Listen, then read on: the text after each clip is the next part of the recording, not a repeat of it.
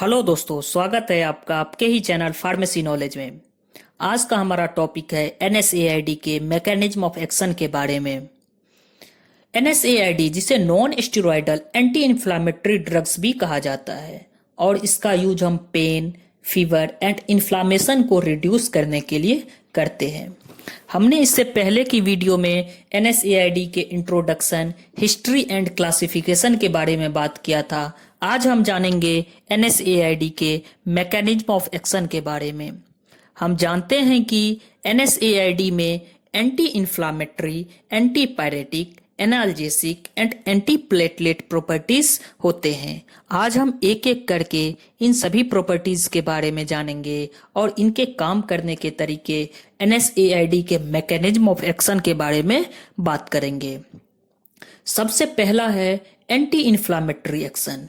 It means NSAID एक ऐसा drug है जो इन्फ्लामेशन के परसेप्शन को कम करता है। इसके मैकेनिज्म ऑफ एक्शन की बात करें तो ये प्रोस्टाग्लैंडिन के सिंथेसिस को इनहिबिट करता है, जिससे कि इन्फ्लामेशन रिड्यूस होता है। आप सभी जानते हैं प्रोस्टाग्लैंडिन्स एक ऑटोकॉइड्स है जो पेन या इन्फ्लामेशन को इंड्यूस करता है। प्रोस्टाग्लैंडिन के सिंथेसिस के लिए मेनली कॉक्स एंजाइम को प्रिकर्सर माना जाता है। ये एनएसएड्स को कॉक्स एंजाइम को भी ब्लॉक करता है, जिससे कि इंजर्ड टिश्यू पर प्रोस्टाग्लैंडिन सिंथेसिस नहीं हो पाता और ये अपना एंटी इन्फ्लामेटरी प्रॉपर्टीज शो करता है।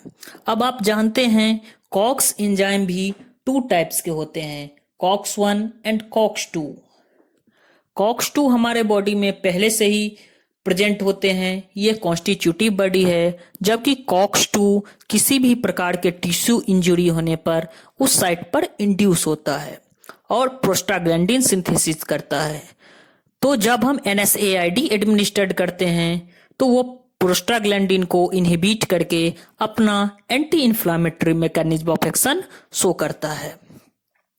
इसके साथ ही ये म्यूकोस पॉलीसेक्राइड के सिंथेसिस को इनहिबिट करता है, जिससे कि एक्स्ट्रा सेलुलर मैट्रिक्स में ग्राउंड सब्सटेंस का फॉर्मेशन नहीं हो पाता, जिससे एडेमा, टिश्यू स्वेलिंग रिड्यूस होता है और इस तरह भी अपना एनएसएआईडी अपना मैकेनिज्म ऑफ एक्शन शो करता है।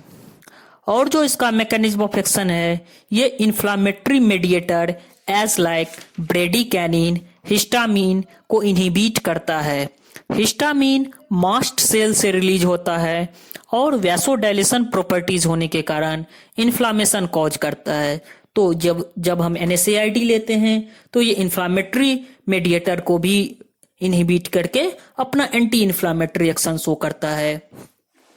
इसके साथ ही ये फ्री रेडिकल्स को इनहिबिट करता है, जिससे इंजर्ड टिश्यू के साइट पर कॉक्स 2 एंजाइम इनिशिएट नहीं हो पाता। ये ऑक्सीडेटिव स्ट्रेस को कम करता है, जो कॉक्स को इनहिबिट करता है और फाइनली प्रोस्टाग्लैंडिन सिंथेसाइज नहीं हो पाता और पेन का परसेप्शन इस तरह कम होता है।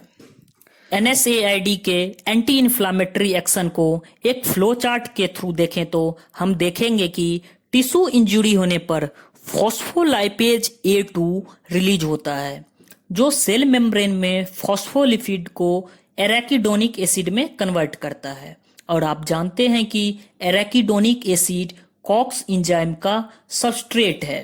कॉक्स एंजाइम, जिसे साइक्लोऑक्सीजनेज एंजाइम भी कहते हैं, मेनली 2 टाइप्स के होते हैं, कॉक्स 1 एंड कॉक्स 2, जिसमें से कॉक्स 1 पहले से ही हमारे बॉडी में कॉन्स्टिट्यूटिव फॉर्म में रहता है और ये थ्रोम्बोएक्सेन को जनरेट करता है, जबकि कॉक्स 2 इंज्यूर्ड टिश्यू होने पर इंड्यूस होता है और वहां प्रोस्टाग्लैंडिन्स को सिंथेसाइज करता है और आगे चलकर ये प्रोस्टाग्लैंडिन इन्फ्लामेशन कॉज करता है। तो जब हम एनएसएआईडी लेते हैं तो ये कॉक्स एंजाइम मेनली कॉक्स 2 को इनहिबिट करता है, जिससे कि इंज्यूर्ड टिश्यू पर प्रोस्टाग्लैंडिन सिंथेसाइज नहीं हो पाता और इस तरह से वो अपना एंटी इन्फ्लामेटरी एक्शन शो करेगा। हम आगे के वीडियो में एंटी इन्फ्लामेटरी एनएसएआईडी के एक एक ड्रग्स के बारे में बात करेंगे, जिससे आपका कंसेप्ट और भी क्लियर होगा। दूसरा जो NSAID का प्रॉपर्टीज है वो है एंटीपायरेटिक एक्शन। जब हमारे बॉडी में पायरोजन्स या इंटरल्यूकिन्स या TNF जिसे ट्यूमर नेक्रोसिस फैक्टर अल्फा कहते हैं या फिर इंटरफेरॉन्स का एंट्री होता है तो ये बॉडी टेम्परेचर को एलिवेट करता है, बॉडी टेम्परेचर को बढ़ा देता है जिसे हम फीवर कहते हैं। तो जो हमारा NSAID है वो प्रोस्टाग्लैंडिन्स E2 के प्रोडक्शन को हाइपोथैलेमस में रिड्यूस करता है जिससे कि पायरोजन या माइक्रो ऑर्गेनिज्म का एक्शन ब्लॉक हो जाता है और हमारी बॉडी स्वेटिंग करने लगता है जिससे कि फीवर रिड्यूस हो जाता है। जब कोई टिश्यू इंज्यूर्ड होता है तो हम pyrogen, interleukins, tumour necrosis factor alpha, interferons activate हो जाता है और आगे चलकर ये प्रोस्टाग्लैंडिन्स E2 का प्रोडक्शन करता है। लेकिन जब हमने NSAID एडमिनिस्टर्ड कर लिया बॉडी में तो ये PGE2 को ही प्रोडक्शन को ही डिक्रीज कर देता है। इस तरह से ये अपना एंटीपायरेटिक एक्शन शो करता है। लेकिन अगर आप नॉर्मल बॉडी टेम्परेचर में NSAID को एडमिनिस्टर्ड करते हैं तो ये नॉर्मल बॉडी टेम्परेचर को कम नहीं करता, ये हाइपोथर्मिया कॉज नहीं करता। NSAID तभी काम करता है जब आपका बॉडी टेम्परेचर एलिवेट हुआ हो, 37 डिग्री F से ज़्यादा हुआ हो, तभी ये NSAID अपना एंटीपायरेटिक एक्शन शो करता है। नेक्स्ट जो हमारा इसका एक्शन है वो है एनाल्जेसिक। एनाल्जेसिक NSAID एक ऐसा ड्रग है जो पेन को रिड्यूस करता है, इसीलिए इसे एनाल्जेसिक कहते हैं।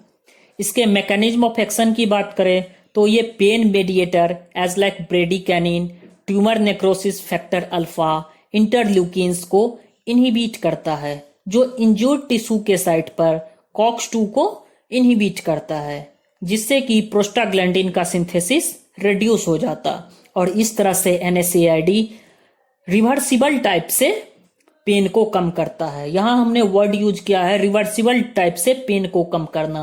इट मीन्स पेन को हम कुछ देर के लिए खत्म कर सकते लेकिन कम कर सकते, लेकिन पेन के परसेप्शन को हम हमेशा के लिए खत्म नहीं कर सकते, बस कुछ देर के लिए कम कर सकते। इसीलिए हमने यहाँ वर्ड यूज किया है रिवर्सिबल। एनाल्जेसिक एक्शन के कारण आर्थराइटिस पेन में, मसल पेन में, टूथएक पेन में, एंटीस्मेनोरेया के केस में हम NSAID का यूज करते हैं। नेक्स्ट जो प्रॉपर्टीज है वो है anti platelet action. NSAID platelet aggregation को इनहिबिट करता है और प्लेटलेट एग्रीगेशन को इनहिबिट करने के कारण ही ब्लीडिंग टाइम बढ़ जाता है, ब्लड वेसल्स में नॉर्मल ब्लड फ्लो होने लगता है।